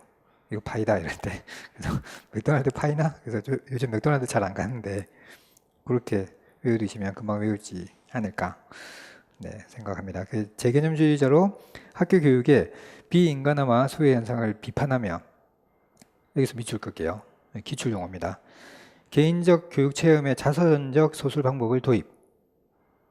이것이 쿠렐의 방법 4단계입니다. 쿠렐의 방법 4단계 별표 3개. 계속 밑줄 치는데 역사적, 정치적, 심리적 테스트로서 교육과정을 탐구. 여기 밑줄. 요것도 다 기출된 거예요. 파이너 보시면 파이너가 심미적이라는 용어를 많이 쓰거든요. 그래서 교육과정에 어떤 예술적 감성, 미적 감각을 불어넣어야 된다 이런 식으로 많이 말씀하시는데 근데 저는 이런 거 외우시기보다 파이너가 누구인가 한번 생각해 보면 당연한 거예요. 파이너 학부 전공이 음악입니다. 전공이 음악이었거든요. 그게 음악인데 교육학에 관심을 갖기 시작해요. 그래서 3, 4학년 때 전공을 복수 전공 하세요. 교육학하고 심리학하고. 그러면서 대학 졸업하고 바로 국어 교사가 돼요. 그러니까 그쪽에서 영어를 가르친 거죠. 자기 모국어. 가르치고 그리고 학교 다니면서 바로 대학원 다니세요. 그리고 4년 정도 만에 박사과정 다 하세요. 박사과정 끝내고 바로 교수가 돼요. 엄청 똑똑하세요, 파이너. 네, 24살, 25살, 뭐 이럴 때 25살 이때 교수 됩니다. 네, 그래서 파이너가 한 말 중에 좀 와닿았던 게 그 당시에 교육과정은 체포되었다. 너무 경직되었다는 거죠. 기술적인 측면만 보고 있다. 그래서 이런 기술적인 측면에서 해방돼야 된다. 이렇게 좀 많이 말씀하셨어요. 그래서 오늘 좀 제일 중요한 거 파이너의 쿠렐의 방법 4단계 요거 같이 해보도록 하겠습니다. 이거 별표 3개 칠게요. 저는 요거 기출도 나왔었고 나올 논술에 쿠렐의 방법 4단계를 적으시오. 이렇게 나올 수 있다고 보거든요. 1번 회귀. 요 회귀가 뭐냐면은 뒤에 보면 과거의 경험을 상세히 묘사한다. 자신의 실존적 경험을 회상하면서 기억을 확장하고 과거의 경험을 상세히 묘사한다. 이거 다 기출 용어예요. 저 네모 박스에 놓은 거 있잖아요. 이런 것들은 기출 용어입니다. 그래서 이런 거는 암기해 주세요. 일단 지금은 단계만 외우시고 그 다음에 요 문장까지 외워두시는 게 좋습니다. 억지로 외우지 마시고 지금은. 그 다음에 전진. 요거 과거를 보고 그 다음 미래를 봅니다. 그래서 자유현상을 통해 아직 현실화되지 않은 미래의 모습을 상상한다. 그리고 3번 과거를 보고 미래를 봤잖아요. 그럼 다시 현재로 다시 돌아옵니다. 그래서 과거, 미래, 현재라는 세 장의 사진을 놓고 이들 간의 복잡한 관계를 탐구한다. 그 마지막에는 뭐 하겠습니까? 종합해야 되죠. 내면의 목소리에 귀 기울이고 자기에게 주어진 현재의 의미를 자문한다. 요건데 요거 지금 쌤이랑 저랑 한번 같이 해볼게요. 그리고 이 선생님들도 요거 경기도는 요거 자기소개서 제출해야 되잖아요. 요 방식대로. 그래서 지금 저랑 한번 연습해보고 또 저는 이게 정말 의미 있다고 보거든요. 저는 국회의원 선거나 대통령 선거도 이 관점에서 해야 된다고 생각해요. 현상학이 이런 관점인데 저는 요거 쿠렐의 방법으로 국회의원과 대통령을 뽑으면 좋은 대통령 뽑을 수 있다. 저는 이렇게 생각합니다. 왜냐하면 과거를 분석해 보는 거거든요. 간단하게 얘기하자면 공직에 있는 사람들은 카드 내역서 다 공개하라는 겁니다. 그것만 해도 돼요. 요즘 카드 내역서 보면 이 사람이 뭘 좋아하고 뭘 하는지 다 알 수 있어요. 저 카드 보면은 오늘은 카드 쓴 거 교통 용품밖에 없네요. 없지만 저는 거의 카드 쓰는 게 책하고 밥 먹는 거 이거 두 개밖에 없는 것 같아요. 거의. 그럼 이 사람이 뭘 좋아하는지 알 수 있잖아요. 그래서 저는 카드 내역서 보면 책이 제일 많으니까 이 사람 책을 제일 좋아하는구나 볼 수 있거든요. 그리고 어디 움직이는지 알 수 있잖아요. 어디를 많이 가는지. 지역을 그 카드 내역 끊긴 거 보면 저는 주로 도서관이거든요. 이 사람 도서관 좋아하는구나. 속일 수가 없습니다. 그 수년간을. 그래서 저는 적어도 대통령이나 국회의원 하실 분들은 뭐 개인정보 뭐 이런 말씀 하시는데 공직자가 개인적이다. 이건 좀 모순이라고 저는 생각해요. 그래서 카드 내역을 한 10년만 공개하자. 20년, 30년은 우리 봐줄게. 네. 그러면 내가 공직에 나가려면 10년 동안은 수련해야죠. 네. 그런 자세는 충분히 가질 필요가 있다고 보거든요. 그렇게 뽑으면 저는 공직 사회가 좀 나아지지 않을까. 네. 10년은 속이기 힘들어요, 사람. 네. 10년 정도. 그래서 우리가 첫 번째 단계가 각오로 돌아가 봅니다. 그래서 저도 이 방법을 지금 같이 써보게 제가 각오로 돌아가 볼게요. 여기서 중요한 거는 그대로 기억하셔야 돼요. 그러니까 기억했던 것 중에 좋은 거 나쁜 거 막 있을 텐데 나쁜 거는 굳이 기억할 필요 없어요. 좋은 거. 그리고 자기 자신한테 부정할 필요도 없어요. 평가도 하지 마세요. 해석도 할 필요 없어요. 그냥 자연스럽게 넘어가는 겁니다. 제가 한번 해볼게요. 저는 지금 딱 떠오르는 게 학생 기록부예요. 내가 학창 시절에 내 꿈이 뭐였지? 이렇게 살펴보면은 저는 교사였어요. 항상. 이거에 대해서 해석할 필요 없어. 그래, 교사였지. 내가 하고 싶었던 거는 어떤 선생님이 되고 싶었다. 아까 체육도 얘기했잖아. 난 저런 선생님이 안 돼야지. 저기는 체육쌤 안 해야지. 이런 생각을 했거든요. 그리고 전 또 하나 기억나는 게 제가 지금 그 현 정권에 좀 관여되는 분, 그 노무현 정권에도 장관급까지 역할 하신 분 밑에서 일한 적이 있거든요. 그래서 이 나라가 좀 바뀔 수 있겠구나 이런 생각을 그분 밑에서 일하면서 그런 생각을 좀 가졌던 적이 있어요. 근데 있다 보니까 인간이란 무엇인가 이런 고민을 하게 돼요. 저는 루소의 에밀의 첫 문장이 가장 와닿거든요. 인간은 본디 선하게 태어났으나 인간 손에 의해서 이 세상이 악하게 된다라고 얘기를 하세요. 그래서 그때 좀 그분에 대해서 좀 안 좋은 기억들이 있어가지고 그분 곁을 떠났거든요. 저하고 교육 마인드가 달라서. 그렇다고 뭐 지금 보수하고도 맞는 것도 아니고 그래서 저는 중도입니다. 저 항상 중도에 있어요. 저희 학교 중앙도서관 중도에 있거든요. 그래서 놀러 오시면 제가 밥 사드릴 수 있어요. 그래서 뭐 고민거리 있으면은 그 점심시간 때 맞춰서 저한테 오시면 저랑 같이 뭐 밥 먹고 얘기하고 식사는 하실 거잖아요. 같이 밥 먹고 이렇게 해도 되고 또 뭐 노량진에서 만나서 저보고 뭐 밥 사달라고 하면은 제가 언제든지 밥 사고 얘기하고 이렇게 하겠습니다. 선생님 그리고 항상 식사 잘 챙겨 드시고 건강 잘 유지하시기 바랍니다. 뭐 또 이상한 그래서 과거를 이렇게 제가 회상해 보는 겁니다. 나 교사하고 싶었지. 그런 일이 있었지. 내가 그때 무슨 생각을 했었지. 그냥 편안하게 생각하시는 거예요. 뭐 평가할 필요 없습니다. 그렇게 편안하게 과거를 돌이켜 보는 겁니다. 그게 회귀고, 그다음 전진. 과거를 봤으면 미래의 모습을 상상하는 겁니다. 저의 미래를. 저는 제 미래는 그런 겁니다. 선생님들 꼭 제가 반드시 합격시키고 싶어요. 제가 잘 도와줘가지고. 그래서 전에도 말씀드렸지만은 학교 가면 가정 형편이 어려워서 힘들게 공부하는 분들이 있으세요. 지금도 그 인강 들으시는 분들 중에 그런 부분들이 있다면 저한테 좀 찾아와 주세요. 제가 그런 부분에 대해서 좀 도와드릴 부분이 있으면 도와드릴 테니까 연락해 주시면 제가 좀 도울 수 있는 부분 도와드리도록 할게요. 그래서 저는 학교 가시면은 이 형편이 어려운 아들이 있잖아요. 그런 애들을 선생님 혼자 도와주셔도 되지만 저랑 같이 의논해가지고 그 뭐 학원비를 대준다든지 또 뭐 아이가 먹는 거에 대해서 힘들어한다면 아침밥 먹을 수 있도록 좀 도와준다든지 현실 제도가 있지만 그거 가지고 좀 부족할 수 있잖아요. 그래서 그런 걸 지원할 때 저랑 협약 좀 이상한데 연락 주시면은 뭐 반반 부담한다든지 이렇게 해서 그렇게 한 명 한 명 만들어 가고 싶어요. 그렇게 해서 10년 뒤, 20년 뒤는 저는 그렇게 하면 이 대한민국이 바뀔 것 같아요. 저는 그런 식으로 뭐 제가 정치인 돼서 바꾼다기보다는 제가 위치해 있는 자리에서 그렇게 하고 싶고 또 하나는 뭐냐면 제가 돈에 욕심은 없는데 돈을 벌고 싶은 이유 중에 하나가 학교 세우는 거예요. 학교 하나 세워가지고 우리 선생님들 만났잖아요. 그럼 선생님들 학교 가실 거잖아요. 그러면 보통 한 3년까지는 괜찮은데 한 3년, 5년 이렇게 되면 약간 회의가 옵니다. 그리고 자기 뜻대로 잘 안 되는 경우가 있어요. 자꾸 마찰되는 게 있고 타협하는 경우가 생기거든요. 내가 생각한 교육은 이런 게 아니었는데 또 따라가다 보면 타성이 젖을 수도 있고 그런 부분이 있을 수 있기 때문에 학교 계시다가 저는 20년 채우고 나오시는 게 좋다고 봐요. 연금 나오잖아요. 이 연금을 놓치면 안 되거든요. 20년 근무 하셔야 돼요. 그래서 연금 받고 저희 학교로 오시면은 제가 근데 그분들과 같이 우리가 진짜 하고 싶은 교육은 뭐인가 같이 의논해보고 그런 학교를 만들어가고 싶어요.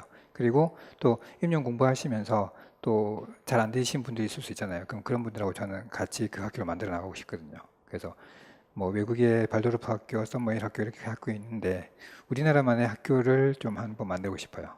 그런 선생님들과 의논해가지고 자유로운 학교. 그래서 뭐 이름 생각해 본 거 하나 있는데 한 학교? 우리나라 한국이니까 우리나라 특징이 한이잖아요. 그래서 그런 뭐 학교 이름 하나 정해가지고 이렇게 만들어가지고 선생님들과 계속 교육에 대해서 같이 일하고 싶은 그런 게 있어요. 그런 미래가 있거든요, 저는. 그러니까 편하게 생각하면, 야, 네가 무슨 뭐 돈이 있어? 너 뭐 밥 먹을 돈도 없잖아. 뭐 이렇게 생각할 수도 있겠지만 그런 거 전혀 생각하지 말고 그냥 편안하게 생각하면 됩니다. 그랬을 때 자기 마음이 편안하면 돼요. 불편하면 그만해야 되겠죠. 네, 편안하게. 네, 절대 쿠레르의 가정에서는 비판, 평가 이런 거 자제하면 됩니다. 자기가 즐겁고 편안하면 됩니다. 그리고 이제 이렇게 봤으면 과거에 좋았던 순간순간의 기억들 사진과 미래에 내가 행복한 사진들을 찍어 놓죠. 그래서 그걸 가져가지고 현재와 놓고 상관관계를 봅니다. 상호관계를. 그래서 이 매칭이 자연스러운가? 자, 저는 저를 볼게요. 제가 지금 여기 있는 게 자연스러운가? 저는 자연스럽다고 봐요. 교육사가 되는 게 목표였고 그런 일도 했고 지금 와서 교사가 되려고 하는 분들과 같이 이렇게 호흡하고 있고 그리고 미래를 보면 또 이분들과 저는 계속하게 나가고 싶거든요. 저는 선생님들이 계속 공부했으면 좋겠습니다. 그리고 대학원 진학하는데 제가 도움을 드리고 싶고 그리고 제가 뭐 대학원 공부를 해봤고 들어가 봤기 때문에 저희 학교 오시면 저 학교 들어온 노하우는 제가 다 전수해 줄 수 있으니까 학교 가고 오시면 저는 뭐 장단컨대 선생님이 교수님과 면접 보거나 면접 볼 때 깽판 놓지 않는 이상 100% 합격시킬 수 있다고 저는 자신하거든요. 그거 저한테 배웠다면 당연히 뭐 그렇게 되지 않을까 저는 확신합니다. 그래서 대학원 오시면 같이 공동 연구하고 싶고 그래요.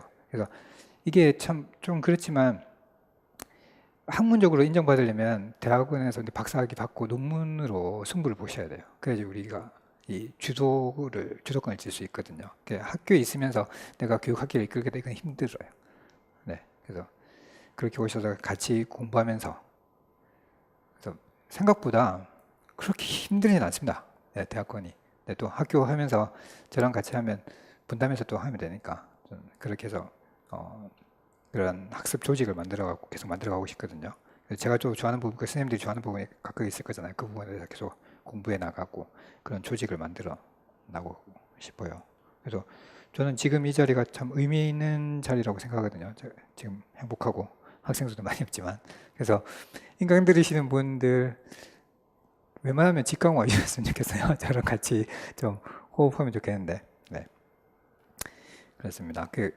그 형편없 오시는 분들 있으면 다시 한번 얘기하지만 저한테 한번 연락해 주세요.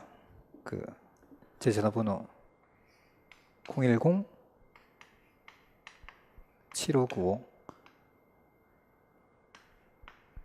이렇게 친구 하나 이렇게 됩니다.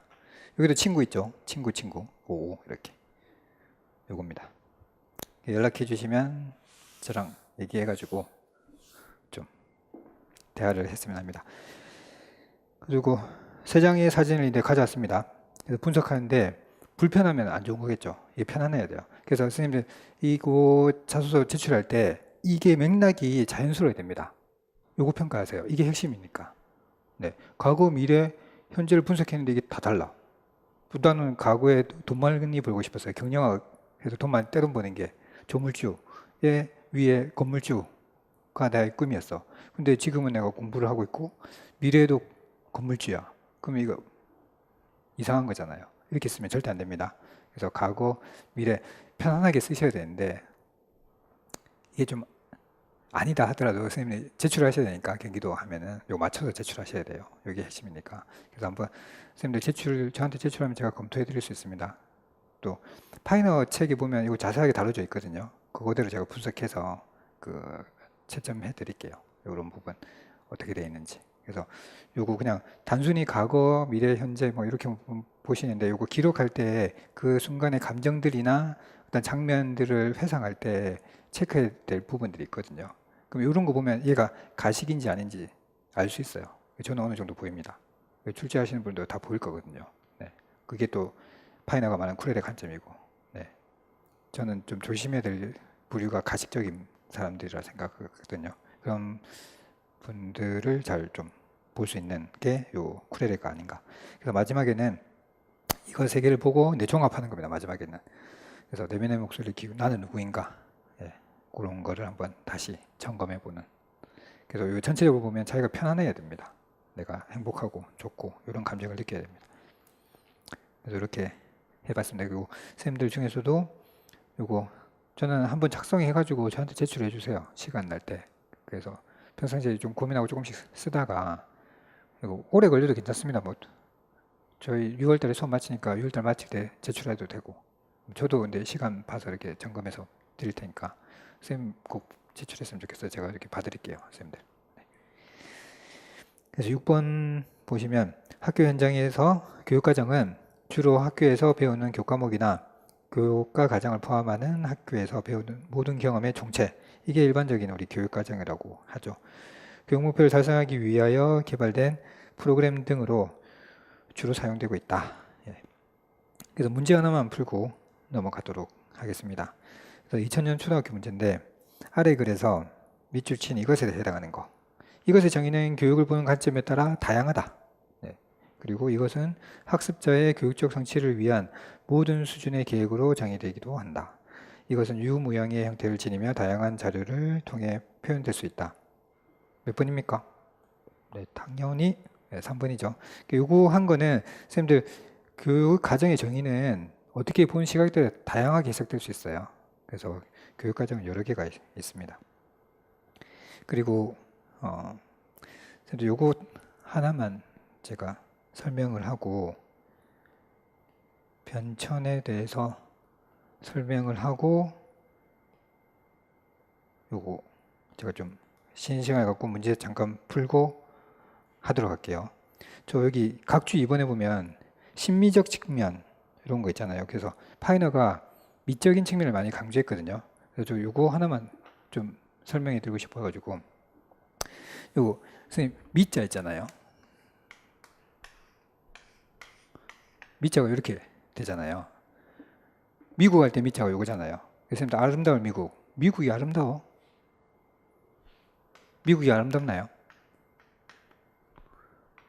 저는 그 우리나라 말은 소리 글자잖아요. 뜻이 없거든요. 그래서 세종대왕님께서 한글 제창하실 때 반대하던 부류가 이 뜻이 없어진다. 소리 글자 너무 이거 과학적이고 좋지만은 뜻이 없어지면 우리가 깊이 있는 사고가 힘들어지지 않느냐 이런 반대 상소를 올리세요. 그래서 저도 그 부분이 일리 있다 보거든요.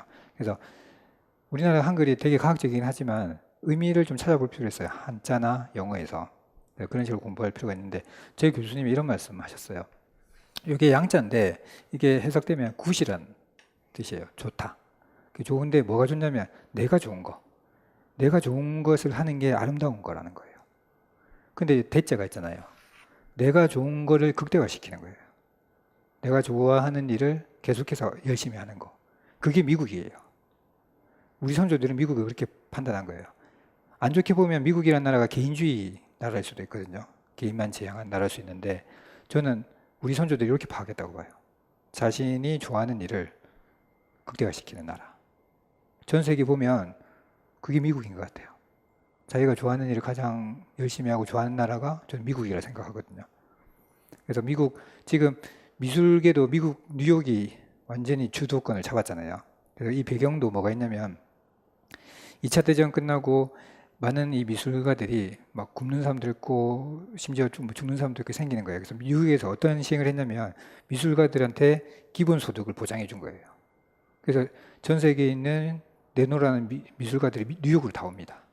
그래서 지금 뉴욕이 전 세계 미술을 제패했죠. 그렇게 이런 부분에 자신이 좋아하는 부분에 대해서 끝까지 추진해 나갈 수 있도록 하는 나라, 그런 나라가 미국인 것 같거든요. 우리나라도 이런 거 좀 배워야 된다 생각해요. 저 오늘 아침 그 뉴스 잠깐 봤는데 그 어린이날 그 가족 차에서 죽었다고. 자세하게 저 그런 내용 볼 때는 좀 가슴이 안 좋아가지고 자세하게 안 읽는데 대충 내용을 보면은 그러셨던 것 같아요. 어린이날이니까 힘들지만 그 마지막 여행이라 생각하고 여행을 하고 그렇게 가족 다 애하고 이렇게 한 것 같은데 저 그런 부분 보면 너무 안타깝거든요. 그러니까 지금 교사로서 그런 부분 중요하다고 봐요. 아이들이 많아져야 돼요. 우리가 존재하는 이유가 뭡니까? 아이들이 있어야 되잖아요. 제가 존재하는 이유도 선생님들이 있어야 되고 아이들이 있어야 되는데 지금 있는 아이들을 잘 케어해야죠. 있는 아이들이라도. 그래서 교사 수는 무조건 좀 늘려야 돼요. 그 경찰 뭐 이런 그분들도 중요하지만 이분들 늘릴 게 아니라 교사를 늘려야죠. 저는 지금 한 반의 학생 수가 10명에서 15명이 적당하다고 봐요. 지금 한 20명에서 작은 반은 20명도 안 되죠. 보통 한 25명에서 30명 요 사이가 제일 많은데 이렇게 되는데 저는 요거 반으로 줄여야 된다 생각해요. 그럼 지금 교사 수 2배로 늘려야 되잖아요. 네. 저는 바로 늘리는 거는 문제가 있지만 점차적으로 조금 이렇게 맞춰갈 필요가 있다고 봐요. 그냥 수동적인 형태가 아니라 야 애들이 줄어드니까 교육이 이렇게 갈 거야. 그게 아니에요. 선제적으로 대응해야죠. 이렇게 해놓고 이렇게 해놓으면은 우리는 교육에 관심이 많거든요. 저도 교육에 당연히 관심이 많고 교육 환경이 잘 돼 있으면 애 많이 놓을 겁니다. 저도. 네, 이런 분위기를 만들어 줘야 된다고 생각해요. 그리고 교육에 많이 투자해서 실패한 나라가 없어요. 전 세계 단 한 나라도. 네, 그래서 지금 정치하시는 분들이 저 우리 각하께서 대통령께서 삼성을 방문하셨는데 저는 그것도 중요합니다. 그 삼성이 좋은 일 해서 이렇게 돈 많이 받아서 세금으로 또 우리 교육을 해야 되는데 학교에 방문 많이 하셔가지고 선생님들 고충도 좀 들어주고 이런 부분에 대해서 작업을 좀 하시면 저는 제가 뭐 감히 이런 정치하는 분들 조언을 해주자면 이런 작업을 하시는 분이 후세에 50년, 100년 뒤에 칭송받지 않나 저는 장담합니다. 이렇게 했을 때 교육이란 건 당장의 효과는 안 나타나거든요. 근데 미국을 보면 8년의 연구라든지 이런 작업들을 계속 하잖아요. 그리고 영국이 2차 대전 때도 그 교육비에 대해서 절감하지 않아요. 그대로 유지합니다. 딴 거는 다 절감하는데 돈이 없으니까 전쟁 자금을 모아야 되니까. 근데 교육만큼은 절대 떨어뜨리지 않아요. 그런 신념이 필요하다고 봐요. 교육에 의해서는. 네. 그래서 미국이 이런 거 잘 하니까 강대국이 되는 것 같아요. 네. 요거 요 말을 해드리고 싶어가지고 미라는 뜻에 대해서. 그래서 여기 다음 페이지 5페이지 가보도록 합시다. 교육과정 개념의 번천. 전통적 의미의 교육과정이 있습니다. 요거 1번 여기 1번 보시면은 저 굵은 거에 좀 볼게요. 학교에서 배우는 교과목 혹은 해당 교과목에서 배우는 교육 내용으로 사용되었다. 이런 의미에서 우리가 많이 다루고 있죠. 학교에서 배우는 내용이라고. 그리고 2번에 보면 고정된 경로 혹은 가정을 의미하고 그리고 3번 이런 사람들을 직접 전통주의자들이라고 합니다. 그래서 3번 각주 따라서 맨 밑에 가보시면은 제가 본질주의, 항존주의자들이 있는데 이 정도만 알면 되세요. 본질주의 하면 삶에서 본질적으로 중요한 것을 교육 내용으로 강조하였다. 그래서 항존주의는 전통적 의의 교육과정에서 시간과 공간을 초월하는 항상 같고 변하지 않는 절대 진리를 교육 내용으로 강조한다. 항존하는 거. 그래서 본질주의가 좀 학문적인 부분에서 본질을 강조하다 보니까 좀 얘네들이 약하다. 그래서 좀 강하게 말씀하신 분들이 항존주의자들이에요. 너희들 좀 약하다. 그래서 지금 보수에서도 극우 보수라고 보면 되겠죠. 항존주의자들이. 네. 그래서 내려가 보시면은 5번 위에 굵은 거 보면 교육과정을 모두 똑같이 학습하는 형태를 띠고 있습니다. 그래서 공통교육과정 5번의 공통교육과정에서는 다양성보다는 공통성이 강조된다. 선생님들 세대는 아니겠지만 우리 때 선배들 보면은 이런 거 수학을 이렇게 공부하셨어요. 일반 수학 뭐 정석하면 이렇게 나왔어요. 일반 수학의 정석 공통 수학의 정석 이렇게 나왔어요. 선생님 그렇게 공부 안 하셨잖아요. 그죠? 그 우리 선배들 이렇게 다 공부하셨거든요. 뭐 공통과학 이렇게 이런 식으로 많이 공부했었어요. 자, 이렇게 하다가 야, 교육이 이런 거야. 내가 생각했을 때 교육은 너무 지금 정형화돼 있다. 우리가 다양한 시각에서 우리가 바라볼 필요 있다. 그래서 이번에 재개념주의에서 교육과정 의미가 나옵니다. 1번에 보면 지금 1번에 제가 왜 이 말을 넣었냐면 1970년대 이후부터 일군의 학자들은 지금 현재 교수님들이 재개념화주의자들을 이렇게 해석을 많이 하십니다. 일군의 학자들이라고 좀 좋게 보고 계십니다. 이분들이. 그래서 좀 중요하다고 생각이 들어요. 교육과정의 전통적 의미를 재개념화하고 새롭게 해석하기 시작하였다. 이들이 재개념주의자들이다. 그래서 이번에 보면 쿠레레의 본래의 의미를 회복하고자 하는 것이 그들의 의도이다. 그래서 제가 커리큘럼하고 쿠레레를 좀 편하게 해석해 드리자면 말이 달리는 코스라고 보면 되거든요. 커리큘럼은 과정으로 보시면 돼요. 말이 이렇게 달리잖아요. 달리면 야, 너 코스 완주했어? 제대로 코스를 완주했어? 이게 중요한 거예요. 커리큘럼 완수했는지. 야, 학교 들어갔으면 졸업했냐? 이게 좀 중요했거든요. 경력 이런 것들을 중요했는데 이 재개념주의자들은 어떤 게 봤냐면 야, 결과가 중요한 게 아니야. 졸업한 게 중요한 게 아니야. 네가 이 코스를 밟으면서 무슨 생각을 했는데 말이 달리잖아요. 코스가 중요한 게 말이 달리면서 무엇을 봤는데 주변에 이렇게 보이는 것들 있잖아요. 자연도 보고 산도 보고 사람도 보고 다른 동물도 보고 이런 걸 봐야죠. 이 코스만 완주하면 끝입니까? 네가 뭘 보았는데 현상학이 그렇잖아요. 쿠레레가 과거, 현재, 미래 너의 삶의 그런 궤적들을 보자 이런 내용들을 보고 있거든요. 이런 쪽에 해석하는 사람들이 재개념주의자들입니다. 그래서 3번에 보면 교과목이나 여기 밑줄 끌게요. 교과목이나 경험을 넘어 삶의 궤적으로 간주한다. 그 다음 4번 이렇게 교육과정의 개념을 삶의 궤적으로 할 경우 교육과정의 범위는 매우 확대된다. 그것은 밑줄 끌게요. 교과 교육과정은 물론 교과 외 교육과정을 포함하며 그 다음 밑줄 학교 교육과정은 물론 학교 밖의 과정과 사회에서 학생이 겪는 경험까지 포함하게 된다. 그래서 5번 별표 하나 칠게요. 그래서 교육과정은 공식적 교육과정은 물론 잠재적 교육과정도 포함하게 된다. 예, 그래서 지금 잠재적 교육과정이 계속 출제되고 있잖아요. 이게 출제되고 있는 이유 중에 하나가 우리 교수님들이 재개념화주의에서 많이 생각하고 계시는 거예요. 그런 의미에서 출제하시는 거거든요. 그래서 이 박스 교육과정의 재개념화의 특징 별표 3개 칠게요. 저는 문제가 이렇게 나올 수도 있다고 봐요. 요거 지금 네모에 들은 거는 기출에 나왔던 용어들입니다. 전부 다. 그래서 재개념화의 특징을 쓰시오. 이렇게 하면 요거 쓰시면 돼요. 1번 개인적 교육체험의 자서전적 소출 방법을 도입했다. 쿠레레 방법 4단계죠. 2번 해석학과, 현상학 같은 다양한 방법론을 교육과정 연구에 적용한다. 3번 역사적, 정치적, 심미적 텍스트로서 교육과정을 탐구했다. 4번 교육과정의 이데올로기적 성격이나 쟁점을 드러내는 데 관심이 있다. 여기 옆에 애플 쓸게요. 4번 옆에는 애플이라 쓰시고 1번 옆에는 파이너라고 쓸게요. 그래서 1번 성향으로 갈수록 파이너에 가깝습니다. 그리고 4번 쪽으로 갈수록 애플이 강해요. 애플이 좀 이데올로기적이나 정치적으로 많이 얘기하시고 파이너는 현상학적, 요 쿠레레, 자서전적 개념, 이 개인의 그런 삶을 존중해줘야 된다. 이런 측면을 좀 강조하는 게 파이너입니다. 그래서 넘어가서 표 1-1 보면 교육과정 개념의 변천이 있는데 기존 전통적 관점이랑 재개념주의 이게 1970년대 기점으로 이렇게 바뀌거든요. 그래서 왼쪽은 고정된 교육과정, 오른쪽은 유동적 교육과정, 또 왼쪽은 수동적 학생, 오른쪽은 능동적 경험을 하는 교육과정. 그 다음에 또 공통교육과정이 강조됐다면 오른쪽은 선택교육과정. 그래서 지금 이제부터 고교 선택학점제 운영하려고 하고 있죠. 아이들의 선택권을 늘리려고 하고 있습니다. 그리고 객관적 내용이나 경험이 강조되고 오른쪽은 주관적 경험 및 타 경험과의 관계를 강조하고 왼쪽은 학교 교육과정에 한정돼 있지만 오른쪽은 학교 교육과정은 물론 학교 밖의 경험까지 포함하죠. 그래서 요즘 체험활동 하고 애들도 여행 가고 싶으면은 친구들이랑 제 조카도 저 고등학교 1학년 때인가 2학년 때인가 친구랑 일본 갔거든요. 그래서 제가 이제 그 형 사촌 형이랑 지나다 보니까 이렇게 같이 일본 갔었어요.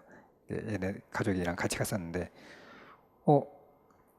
저도 뭐 일본어 뭐 잘하는 건 아니지만 그냥 쓸 수 있는 거 뭐 이거 얼마예요? 뭐 이쿠라 데스까? 이런 거 뭐 고래 뭐 난데스까? 뭐 이런 것만 했거든요. 그래서 막 그런 거 했는데 얘는 저보다 더 잘하더라고요. 지가 막 또 제가 쓰는 거 다 하고 또 찾아서 막 하고 이렇게 하더라고요. 그러더니 삼촌 나 그 친구랑 그 후쿠오카 가기로 했다고. 그래서 지금 그 일일 교통권이 있거든요. 그거 해가지고 친구랑 같이 돌아다니고 이렇게 왔다고 하더라고요. 그렇게 근데 그런 체험 활동 하게끔 해주잖아요. 우리 때는 뭐 무조건 조금만 그래도 뭐 조퇴나 결석 처리하거나 뭐 이렇게 했는데 이때는 여행이 요즘은 많이 달라졌죠. 그래서 학교 밖의 경험을 소중하게 생각하고 있습니다. 그리고 공식적 교육과정에 한정되어 있다면 잠재적 교육과정을 포함하고 있죠. 제 개념주의는. 그 다음에 교과목을 강조했다면 오른쪽은 삶의 궤적, 개인의 삶을 좀 더 살피고 있죠. 그래서 01년도의 초등 교육과정은 그 원인 쿠레레에 복귀해야 된다는 주장이 최근에 일고 있다. 이러한 주장과 관련이 있는 것은 여기 특히 초등에 요 쿠레레 관점에서 많이 연구하고 계세요. 교수님들이. 특히 진주교육대 김영천 교수님. 요 재개념주의에 조금 많이 관심 있는 부분이 우리나라에 파이너 제자 있거든요. 정정훈 이분이 파이너 제자예요. 제자고 그다음에 김영천 교수님, 그다음에 또 강현석 교수님, 그 경북대 교수님이거든요. 이런 분들이 파이너에 좀 관심이 많아 보여요. 특히 그 책 보실 때 정정훈 교수님 책 보시면 파이너에 대해서 쿠레레에 대해서도 많이 얘기하고 계세요. 그래서 초등학교에서 요즘 쿠레레에 관심 많이 하고 있거든요. 읽어보면은 1번 교육과정 논의의 대상은 교육과정 설계와 개발이다. 2번 학교 교육이 이루어지는 과정을 전달 과정에 비유한다. 3번 교육 경험을 통한 개개인의 의미 형성 과정을 강조한다.